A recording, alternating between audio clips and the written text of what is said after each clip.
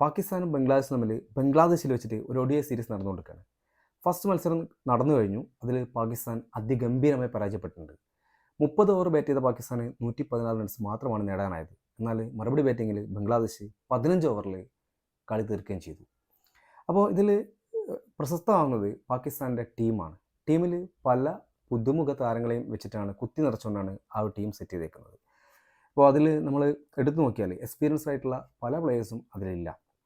അപ്പോൾ ഏറ്റവും നമുക്ക് ആ ഒരു അഭാവം നേരിടുന്നത് ബാബർ അസത്തിൻ്റെയാണ്. അതായത് അവരുടെ മുൻ ക്യാപ്റ്റനാണ്.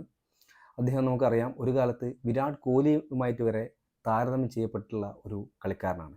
അപ്പോൾ വിമർശനങ്ങൾ കുറേ ഉണ്ട്. അദ്ദേഹം ഒരു ക്ലച്ച് പ്ലെയർ അല്ല, വിരാട് കോഹ്ലിയെ പോലെ ആക്സലേറ്റ് ചെയ്ത് കളിക്കാൻ പറ്റാറില്ല, അതുപോലെ തന്നെ ചേസിങ്ങിൽ പരാജയമാണ്, അതുപോലെ തന്നെ അദ്ദേഹം സക്സസ് ആയിട്ടുള്ള സെഞ്ചുറികൾ അല്ലെങ്കിൽ കൂടുതൽ റൺസ് നേടുന്നൊക്കെ എന്താണ് ചെറിയ ടീമിനെതിരെയാണ്. ഇങ്ങനെ കുറേ വിമർശനങ്ങൾ ഉണ്ടെങ്കിൽ പോലും ഒരു കാലത്ത് സ്റ്റാറ്റിറ്റിക്സ് വെച്ചിട്ട് വിരാട് കോഹ്ലിയായിട്ട് കമ്പയർ ചെയ്യപ്പെടുന്ന 1, 2, 3 കളിക്കാരിൽ ഒരാളായിരുന്നു അദ്ദേഹം. അപ്പോൾ അദ്ദേഹത്തെ പോലത്തെ കളിക്കാരെ ശരിയാണ് T20 സീരീസിൽ, ഇപ്പോൾ വേൾഡ് കപ്പിൽ, അതുപോലെ ബിഗ് ബാഷ് സീരീസിൽ, അതിനു മുമ്പുള്ള ബയലാട്രൽ സീരീസിലൊക്കെ അദ്ദേഹം ഒരു കംപ്ലീറ്റ് ഒരു പരാജയം തന്നെയായിരുന്നു.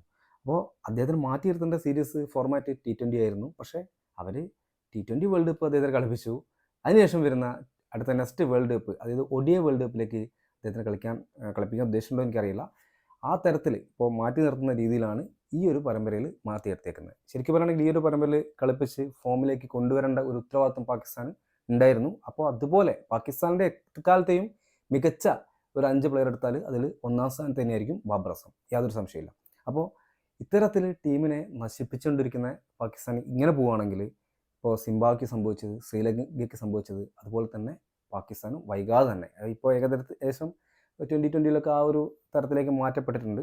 ഇനിയിപ്പോൾ എല്ലാ ഇതിലും ഫോർമാറ്റിലും പാകിസ്ഥാൻ അങ്ങേയറ്റം അധപ്പതിക്കുന്നുള്ളതിൽ യാതൊരു സംശയവും തോന്നുന്നില്ല ഇത്തരത്തിലുള്ള മാച്ചുകൾ കാണുമ്പോൾ.